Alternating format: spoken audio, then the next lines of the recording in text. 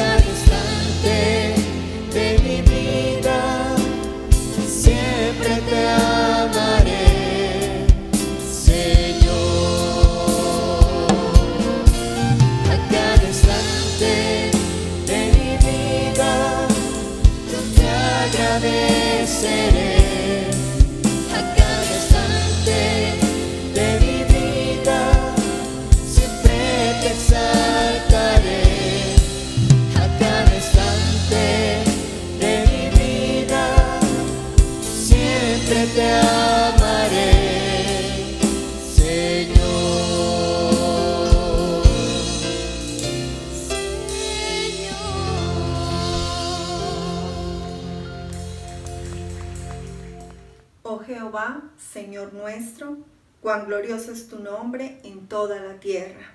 Has puesto tu gloria sobre los cielos, de la boca de los niños y de los que maman fundaste la fortaleza, a causa de tus enemigos, para hacer callar al enemigo y al vengativo.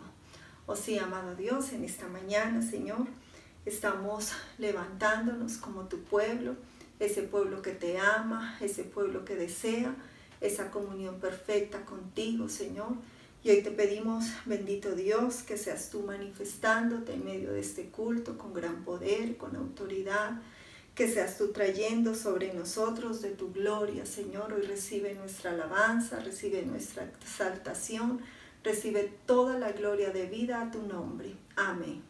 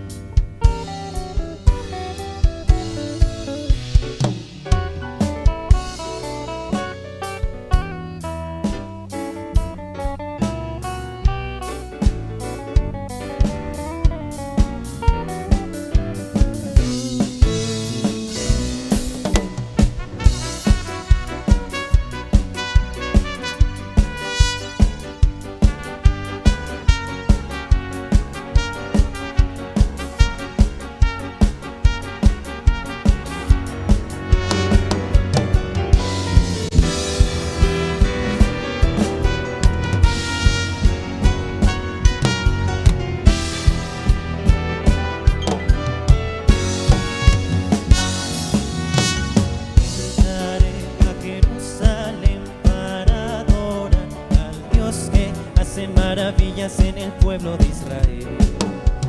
Hoy celebraremos las victorias de su reino, cantaremos y nos gozaremos con el Rey.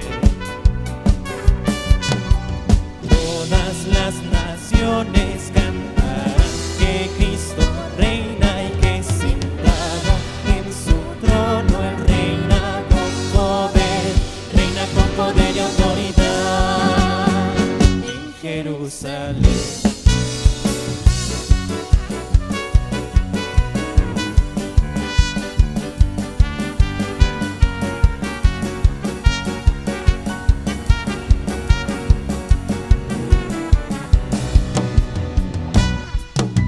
Y suban los levitas que aceite, mosto y vino en la casa del Señor. Y dancen las doncellas con panderos delante de la hermosura del Señor. Y en los cielos toquen las trompetas los hijos de Dios.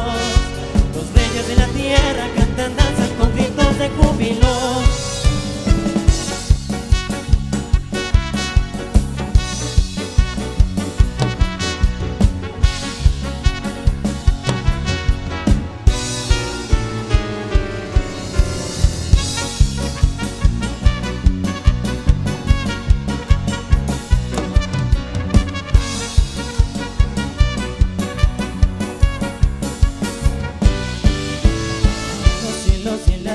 Él es el Señor.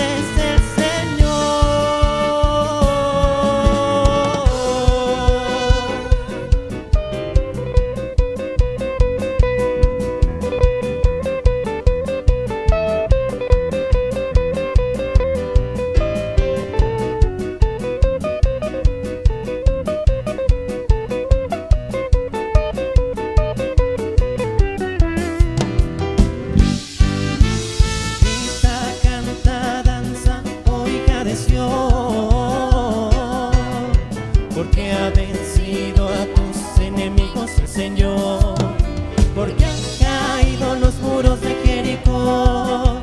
Él es Jehová de los ejércitos que nos da salvación. Grita, canta, danza, oh hija de Sión, porque ha vencido a tus enemigos el Señor, porque han caído los muros de Jericó. Él es Jehová de los ejércitos que nos da salvación.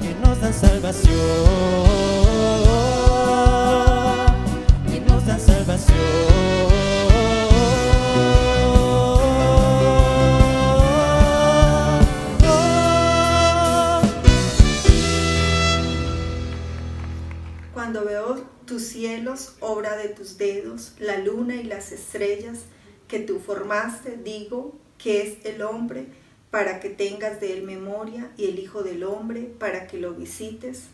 Le has hecho poco menor que los ángeles y lo coronaste de gloria y de honra. Oh sí, amado Señor, hoy estamos reconociendo toda la gloria que hay en ti, Señor, y dándote gracias porque aún, bendito Dios, tú has traído sobre nuestras vidas de tu honra, Señor. Por eso te damos hoy todo el honor y toda la exaltación. Declaramos que tú eres nuestro Señor, que tú eres nuestro Dios. Declaramos, bendito Dios, que eres nuestro Padre, que no hay otro como tú, Señor. Síguete moviendo en medio de nosotros, en el nombre de Jesús. Amén.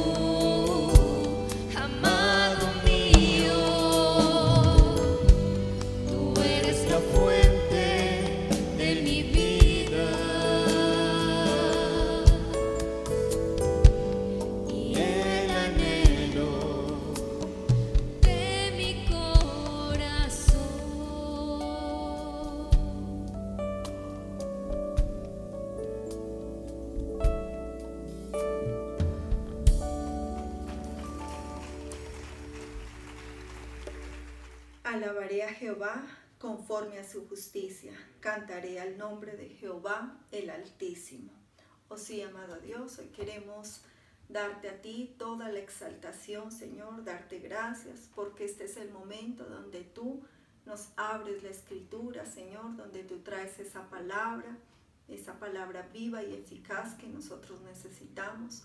Hoy te pedimos que sigas sembrando en nosotros tu poderosa palabra, que uses la vida de tu siervo, el pastor, que lo llenes de ti, Señor, que él sea hoy, amado Dios, lleno de esa unción preciosa y que nos entregue tu mensaje en el nombre de Jesús. Amén.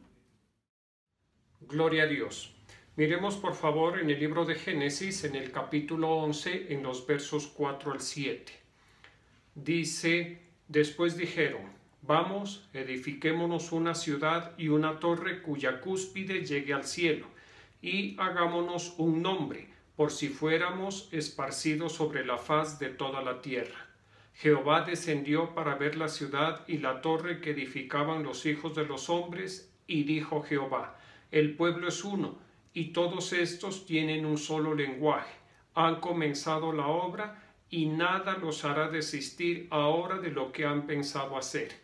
Ahora pues, descendamos y confundamos allí su lengua, para que ninguno entienda el habla de su compañero. Te damos gracias, Señor. En esta mañana estamos ante tu presencia, estamos glorificando tu nombre. Te pedimos que nos hables por medio de tu Santo Espíritu en el nombre de Jesús. Dice entonces en el libro de Génesis, en el capítulo 11, versos 4 al 7, en la Nueva Traducción Viviente. Entonces dijeron, vamos, construyamos una gran ciudad para nosotros con una torre que llegue hasta el cielo.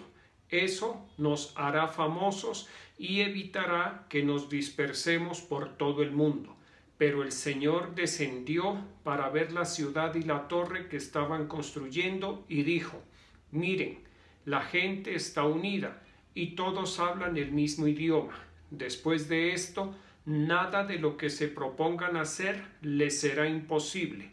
Vamos a bajar a confundirlos con diferentes idiomas. Así no podrán entenderse unos a otros.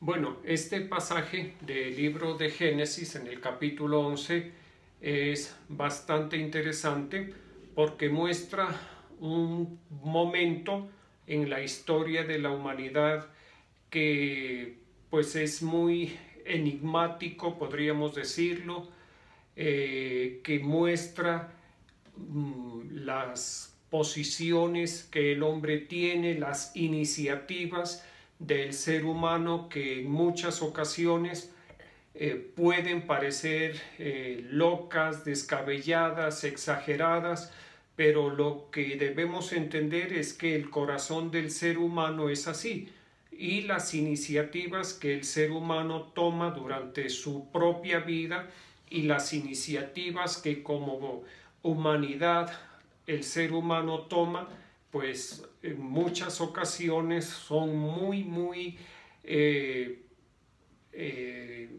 altas, podríamos decirle. Las pretensiones del ser humano en muchas ocasiones son demasiado grandes, que exceden la capacidad de un solo hombre, pero que sí se pueden alcanzar cuando las fuerzas, las mentes, los propósitos, las energías se congregan en una sola.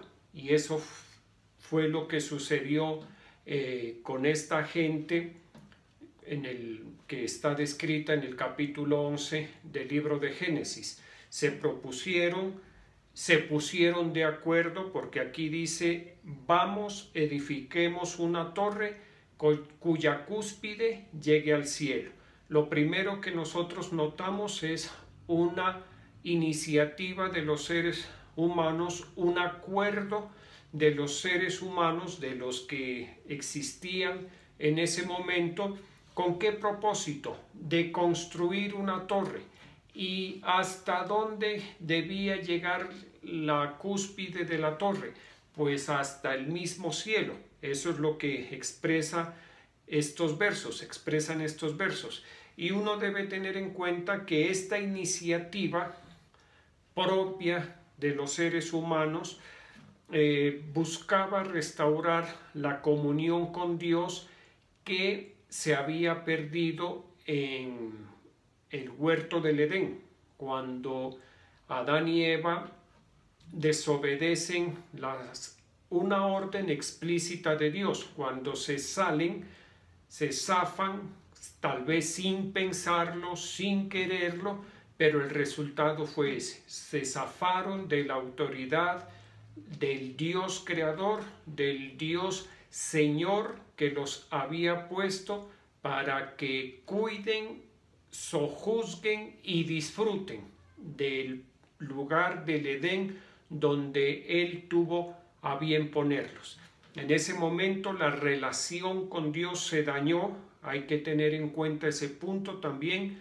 En muchas ocasiones los seres humanos, los creyentes, no medimos las consecuencias de nuestros actos y se toman decisiones que a la postre son muy costosas. ¿En qué sentido? En el sentido que dañan la relación, la comunión con el Señor. Eso fue exactamente lo que le sucedió a la primera pareja de esposos, Adán y Eva. Eva tomó una decisión, Adán la siguió en esa decisión, no se opuso, no se rehusó, estuvo de acuerdo y no midieron las consecuencias, no pensaron que lo que estaban haciendo tendría una trascendencia tan grave para ellos y para su descendencia. Y eso, como les digo, no es exclusivo de Adán y Eva. Eso le sucede a todo el mundo y muy especialmente a los creyentes en lo que tiene que ver con su relación con Dios.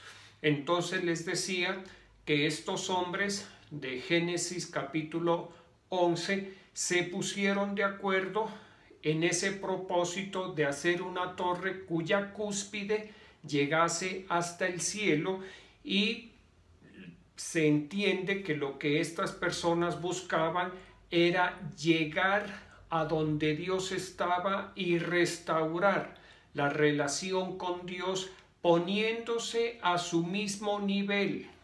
Ese es otro punto que hay que considerar. Gran equívoco, gran error.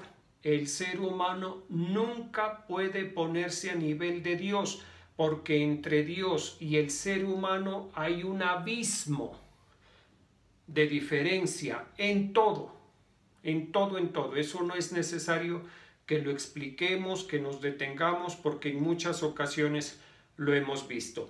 El hecho, lo cierto, es que esta gente se unió con ese propósito.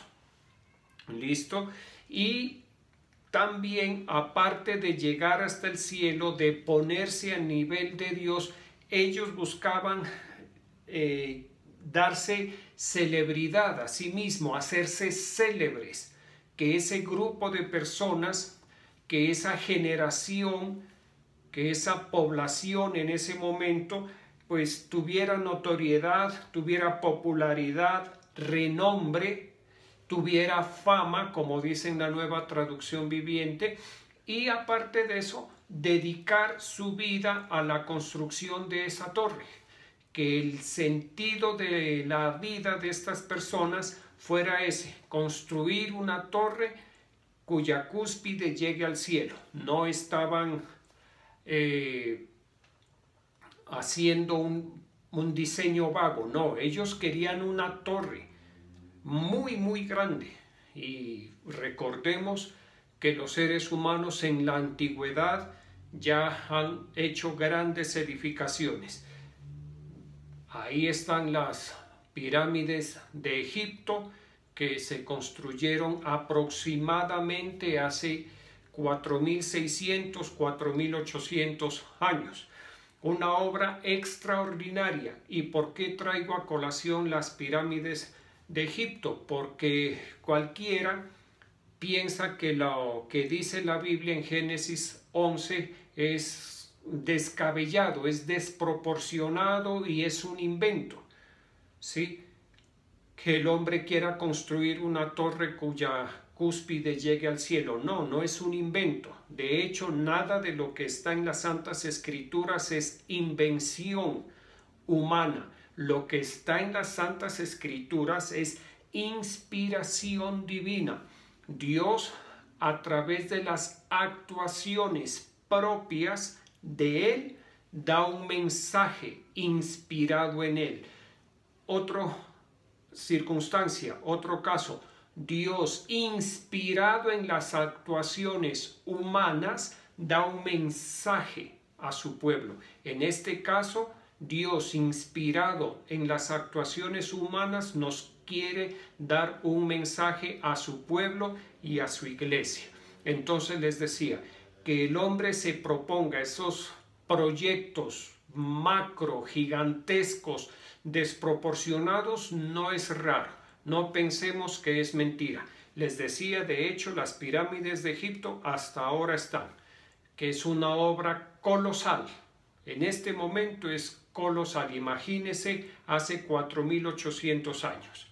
Un bloque de piedra, un solo bloque pesaba aproximadamente 2,5 toneladas. Y de esos bloques de piedra se utilizaron entre 2.300.000 a 2.500.000 bloques. ¿De acuerdo? La altura inicial de la pirámide más importante, creo que es la de Keops, era aproximadamente de 146 metros. Con el correr de los años ha ido menguando por la erosión y está en 138 metros, que estuvo así, siendo la estructura más alta construida por la humanidad hasta ahorita el siglo XVIII, hasta hace 200 años. ¿De acuerdo? Se demoraron aproximadamente 30 años en la construcción de las pirámides de Egipto y es considerada una maravilla, una de las 7 maravillas del mundo. Y no hablo esto para exaltar ni las pirámides ni la obra de los hombres. ¿A qué quiero llegar? A que entendamos que si Dios no desciende y no le confunde las lenguas a estas personas, ellos se hubieran ocupado en eso el resto de sus vidas y muy seguramente lograban construir algo. Dios no lo quiso, no lo permitió, pero ahí quedó plasmada la enseñanza para nosotros, ¿de acuerdo? Y hay que tener en cuenta algo, y es cuando no se está en el propósito de Dios, se busca darle a la vida propósitos que inclusive no tienen ningún sentido, porque a la verdad, por más alta que hubieran logrado construir la torre, no tenía sentido delante de Dios. Con eso, la relación entre Dios y el hombre no se iba a restaurar. No tenían, como decimos nosotros, no estaban ni tibios. Si pensaban que la relación, la comunión con Dios iba a restaurar, llegando el hombre hasta el cielo en una torre. Eso no iba a suceder. No estaban ni tibios, como decimos nosotros coloquialmente, ¿de acuerdo? Ahora, eso era lo que ellos querían edificar, ese era el propósito de sus vidas, edificar para llegar hasta el cielo, ponerse a nivel de Dios y restaurar, entre comillas, la relación con Dios. Ese era el propósito de la vida de estos hombres. Cuando nosotros leemos las Santas Escrituras, vemos que el propósito de Dios es diferente. ¿Listo? Dios obra de una forma extraordinariamente diferente en los seres humanos, en su pueblo y en la iglesia. Dios le da sentido a la vida del ser humano a partir de la edificación que Él hace de nuestras vidas. Dios no quiere que nosotros edifiquemos algo extraordinariamente grande, algo que deje deslumbrado a Dios. a Dios nosotros nunca, ni nosotros ni nadie lo va a lograr deslumbrar. ¿Listo? Entonces no nos esforcemos en eso. Lo importante es que Dios pueda trabajar en nuestras vidas conforme a su propósito para edificar nuestras vidas. Cuando uno ve un hombre o una mujer, por supuesto, que han estado en la voluntad de Dios, que han dejado trabajar a Dios en sus vidas, uno que se encuentra en esa persona, en ese hermano, en esa hermana, que hay una edificación de Dios. Se puede decir que la vida está edificada, y puede ser que no sea algo extraordinario, que llegue al cielo, que le dé renombre, que lo haga célebre. No, de eso no se trata. De lo que se trata es que Dios pueda edificar nuestras vidas. Ahora bien, para que Dios pueda edificar nuestras vidas, lo único que se necesita, el único elemento, la única materia prima que se necesita o material es la fe. Porque la edificación de la vida personal y aún congregacional, por supuesto, se hace a partir de la fe, no a partir de la razón. ¿Listo? La edificación, según Dios, no es a partir de la razón de los seres humanos, sino a partir de la fe que Dios en su misericordia al que le quiere dar, le da en el nivel o en la proporción que Él le quiere dar. A partir de la fe es que Dios hace su edificación. La palabra de Dios en la primera epístola del apóstol Pablo a Timoteo nos lo aclara muy bien. En el capítulo 1, en el verso 4 dice: ni presten atención a fábulas y genealogías interminables que acarrean discusiones, más bien que edificación de Dios que es por fe. Qué bonito esto y qué claro. Edificación de Dios que es por fe. El apóstol Pablo se dirige a Timoteo y le dice que Timoteo lo que debe buscar es la edificación de Dios por medio de la fe. En eso debemos centrar nuestras vidas. El propósito, las fuerzas, las energías nuestras deben estar centradas en eso, en que a partir de la fe que hemos recibido de Dios, Dios edifique nuestra fe. ¿Listo? Y soy enfático. ¿Por qué? Porque la fe no es propia, la fe no sale de suyo propio. La fe es un don de Dios. Y a partir de eso que Dios nos da, a partir de eso Dios nos edifica si nosotros se lo permitimos. Aquí ya es competencia de cada uno. Aquí ya interviene el libre albedrío. Yo quiero que Dios edifique por fe mi vida, entonces me pongo en sus manos para que Él me edifique. ¿Listo? Ya depende de la voluntad personal. La voluntad de Dios, ¿cuál es? Edificarnos a partir de la fe que hemos recibido. Ojalá esa voluntad de Dios haya un eco en mi voluntad. Como en alguna ocasión lo hablaba, el caso del diapasón. Ustedes saben que al diapasón, el aparatico para mirar las frecuencias y las notas en la música, se le da un golpe a un brazo del diapasón y el otro brazo del diapasón va a vibrar o a oscilar en idéntica frecuencia al primer brazo. Eso es un diapasón. Ojalá nosotros estemos en esa afinidad, afinados con Dios en su propósito de edificación de nuestras vidas, que, como le digo, es única y exclusivamente por medio de la fe, no es a través de la razón. Y como es por fe y como es según Dios, pues Dios tiene sus maneras de edificarnos. Por ejemplo, dice en la primera epístola a los Corintios, en el capítulo 3, en los versos 11 y 12, dice: nadie puede poner otro fundamento que el que está puesto, el cual es Jesucristo. Si alguien edifica sobre este fundamento con oro, plata, piedras preciosas, o con madero, heno y hojarasca, la obra de cada uno será puesta de manifiesto. Lo primero es que el fundamento de la edificación de todo creyente en todo lugar, en todo tiempo, es la vida y la obra de nuestro Señor Jesucristo. ¿De acuerdo? No hay otro fundamento.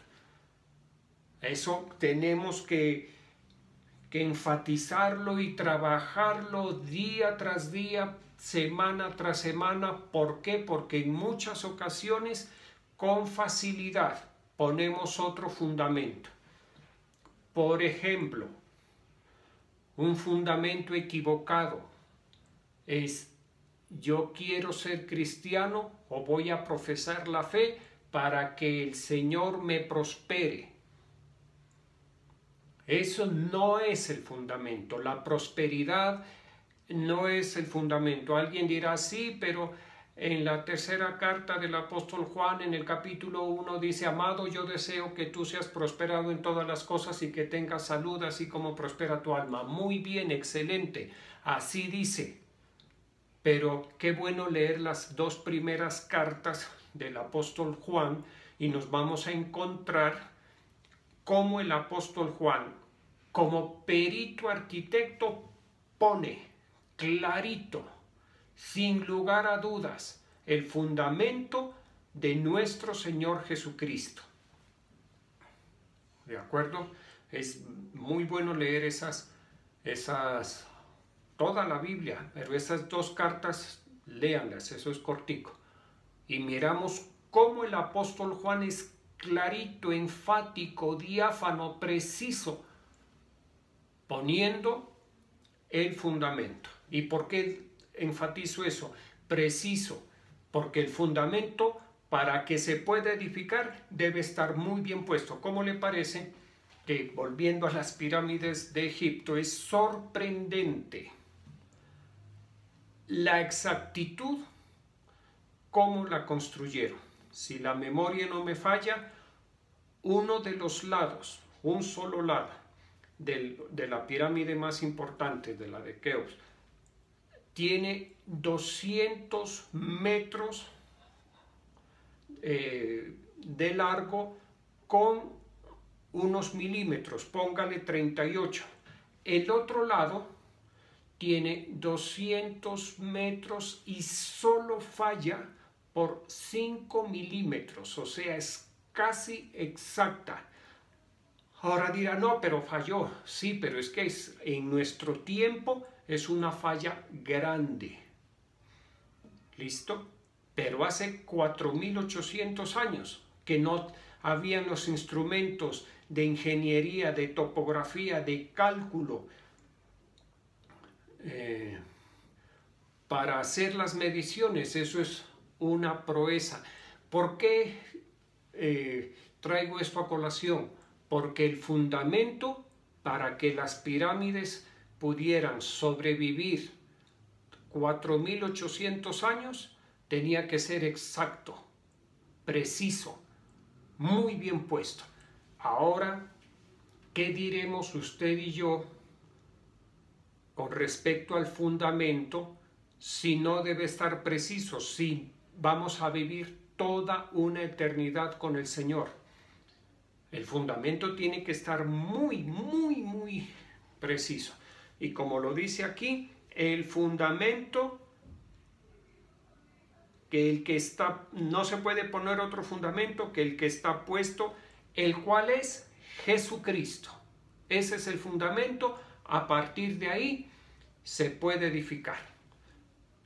No es fundamento, les decía, la prosperidad, no es ser feliz. No, ese no es fundamento. Yo no puedo decir: yo voy a profesar la fe en el fundamento de que seré feliz. No, porque la palabra de Dios nos dice que en el mundo tendréis aflicción.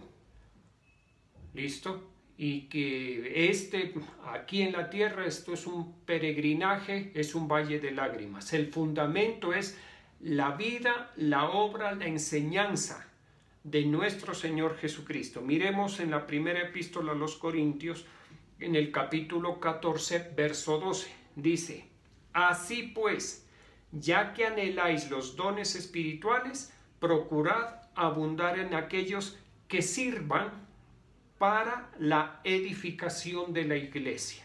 Miren lo importante de esto. Miremos que el tema de la fe y de la edificación de la iglesia son reiterativos, obvios, en las Santas Escrituras, especialmente en el Nuevo Testamento. La temática del Nuevo Testamento, de las epístolas paulinas y de los otros autores, giran en torno a eso, a la edificación del cuerpo de Cristo. ¿Listo? Edificación de la iglesia que le va a permitir alcanzar el fin último de la fe, que es la salvación del alma. Dice: así que, ya que anheláis los dones espirituales, procurad abundar en aquellos que sirvan para la edificación de la iglesia. ¿Cuáles son los dones espirituales que sirven para la edificación de la iglesia? Por ejemplo, el don de fe. Cuando una persona tiene el don de fe, ese don es muy importante para edificar la iglesia. De hecho, los hombres que Dios ha utilizado para iniciar una manifestación en un lugar, en un tiempo, en una generación, tienen ese don. Por ejemplo, aquí en el ministerio apostólico, nuestro apóstol tiene un don de fe que es clarísimo, que uno cuando lo analiza, se detiene a observarlo, dirigido por el Espíritu Santo con sencillez de corazón, cuando lo escucha públicamente, cuando lo escucha así individualmente, uno se da cuenta del nivel de fe tan extraordinario. Y ese nivel de fe aglutina, ese don de fe aglutina a otras personas, a otros hombres y mujeres que también tienen fe. El don de fe sirve para aglutinar y el don de fe sirve para edificar. Lo mismo recuerdo en el ministerio en el cual el Señor me bendijo y me puso cuando empecé mi vida cristiana. El fundador Néstor Chamorro, finado, a escucharlo hablar a él era recibir fe, era una impartición de fe extraordinaria. Creo que tuve el privilegio, digo privilegio, porque es un privilegio estar delante de un vaso de barro a quien Dios haya dotado del don de fe. Es un privilegio, uno aprende muchísimo. Y el pastor Germán Alba, que fue mi pastor también, experiencias muy bonitas, ¿de acuerdo? Entonces le decía, debemos procurar los dones que sirvan para la edificación de la iglesia. Ya le mencioné el don de fe, el don de profecía, el don de interpretación de lenguas, el don de discernimiento de espíritus, el don de administración. Todos esos dones sirven para edificar la iglesia, ¿de acuerdo? En la epístola a los Corintios, en la primera epístola, dice en el capítulo 14, en el verso 3, dice: pero el que profetiza habla a los hombres para edificación, exhortación y consolación. Mire, esto nos sirve para entender primero lo que acabamos de hablar, que los dones del Espíritu Santo que nosotros debemos anhelar, pedir, avivar, son los dones que sirven para la edificación de la iglesia. ¿Por qué eso? Porque se hace más efectiva la obra de Dios. Está bien que yo me edifique, Le pongo un ejemplo. Cuando oramos en lenguas, cuando usted en su intimidad, en su espacio, en su comunión con el Señor, ora en lenguas, usted es edificado. Gloria a Dios, excelente. Pero cuando alguien profetiza, cuando hay palabra de Dios revelada en una persona, cuando hay un propósito de Dios en una persona, eso trae gran edificación para la iglesia. También exhortación en muchas ocasiones, consolación. ¿De acuerdo? Mire, y en la edificación de la iglesia es como edificar una casa. Cuando alguien pone un ladrillo, uno no va a colocar el ladrillo ahí donde se le ocurra, no tiene que ponerlo bien puesto. Y si lo puso mal, hay que volverlo a poner en su posición correcta. O de pronto yo lo tengo ahí, pero veo que este debe estar en otro lado, pues yo lo paso a otro lado. ¿De acuerdo? Y eso, póngale cuidado, eso sucede con la palabra profética. Sirve para edificar la iglesia. De hecho, yo les he contado muchas veces, yo estaba muy bien en el ministerio con el pastor Germán Alba y vino una palabra profética, una palabra de Dios en un vaso espiritual que lo recuerdo, no me conoce él a mí, pero lo recuerdo con mucho cariño. Vino esa revelación de parte del Espíritu Santo, él ejerció el don de profecía y le habló a mi vida para que Dios continúe su edificación en mi vida en este ministerio. Todo, hago un paréntesis siempre, en la voluntad de Dios. ¿De acuerdo? Yo no dejé tirado nada, ni fue capricho, ni nada. Dios sabe. Dios lo sabe. ¿Listo? Todo en la voluntad de Dios, pero por medio de la palabra profética fui edificado. ¿Listo? Dice en la carta a los Efesios, en el capítulo 4, verso 29, ninguna palabra corrompida salga de vuestra boca, sino la que sea buena para la necesaria edificación a fin de dar gracia a los oyentes. Mire lo que dice aquí en Efesios 4. La necesaria edificación. La edificación, lo estamos viendo, es necesaria, es imprescindible. ¿Listo? Dios, o mejor, el Señor Jesucristo, cuando venga hasta las nubes, como está anunciado en las diferentes epístolas, cuando venga hasta las nubes y en los profetas, Él viene ¿por qué? ¿O por quién? Viene por la iglesia. Y la iglesia es un cuerpo edificado. No viene por un creyente aislado por allá, por otro creyente por allá, otro, nada. Haga de cuenta que usted contrata a un maestro, o a un arquitecto, o a un ingeniero, y le da un dinero y le da un terreno, y le dice, en 8 meses vengo a recibirle su trabajo. ¿Usted qué espera encontrarse? Una edificación, por eso se llama edificación. Pero si usted llega y encuentra la piedra por allá, unos ladrillos, unos bultos de cemento, una cerámica, un hierro, un terreno, eso no es nada, hermano. Por eso es que la edificación es necesaria.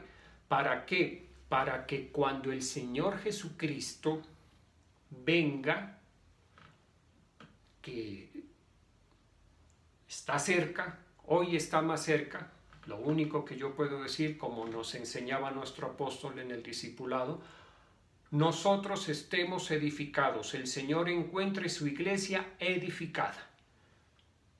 ¿Listo? Por eso es que es necesaria, dice él, sino la palabra buena para la necesaria edificación. Dice en la segunda epístola a los Corintios, capítulo 13, verso 10. Por esto os escribo estando ausente, para no usar de severidad cuando esté presente, conforme a la autoridad que el Señor me ha dado para edificación y no para destrucción. Mire, 2 puntos. Primero, para poder edificar la iglesia de nuestro Señor Jesucristo en general, o para poder edificar individualmente la vida de los creyentes, se necesita que Dios le haya dado a la persona, al siervo, esa autoridad. No se puede hacer por su propia voluntad. ¿Listo? Nadie puede tomar para sí esa honra. Nosotros, siervos inútiles, porque así dice la Escritura, podemos, y a través de los años, y ustedes son la carta de presentación.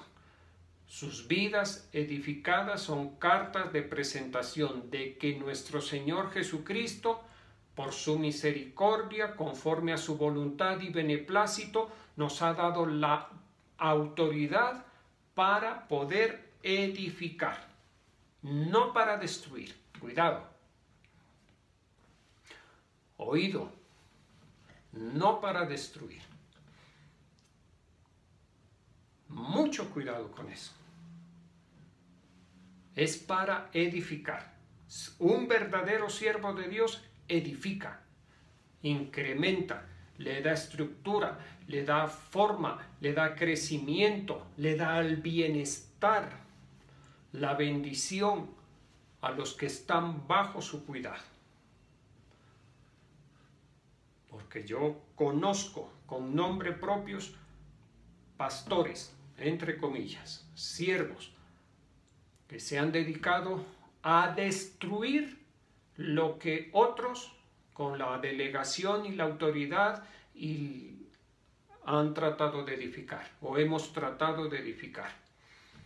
Porque aquí lo dice clarito: por esto os escribo estando ausente, para no usar de severidad cuando esté presente, conforme a la autoridad que el Señor me ha dado para edificación y no para destrucción.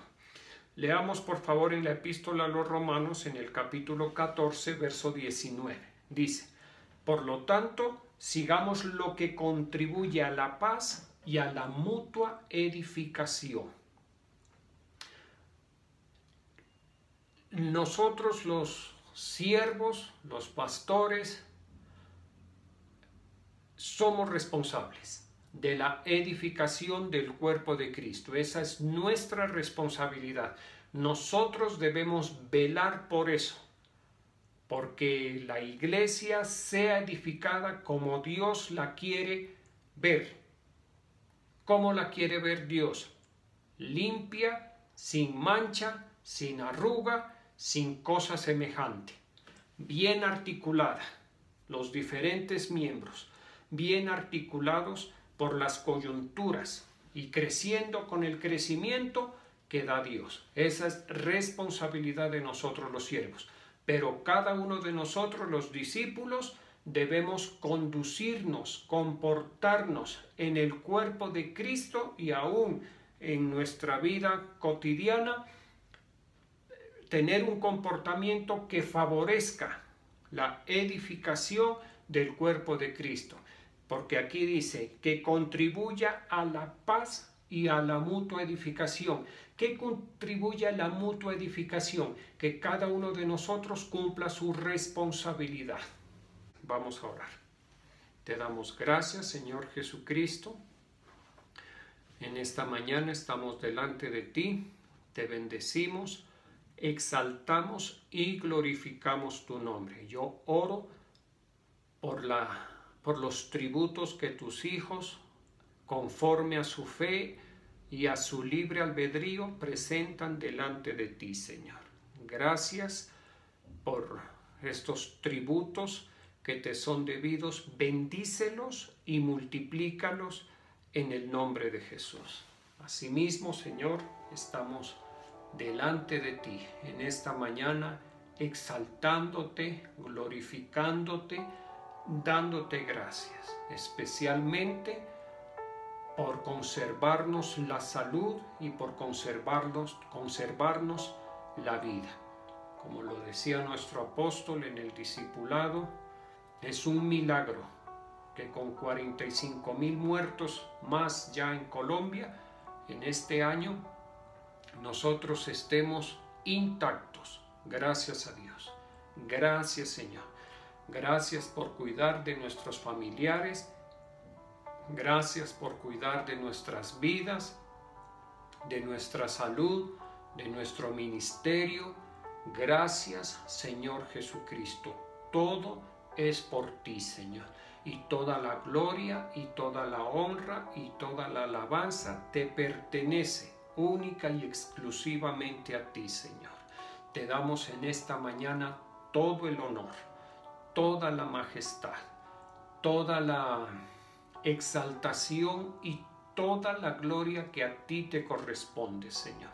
Y una vez más te decimos gracias por tu buena voluntad, Señor, porque nosotros somos bendecidos y hemos sido favorecidos con la buena voluntad tuya para toda esta generación, en esta dispensación de la gracia, en esta dispensación de la buena voluntad de Dios. Nosotros hemos sido muy bendecidos.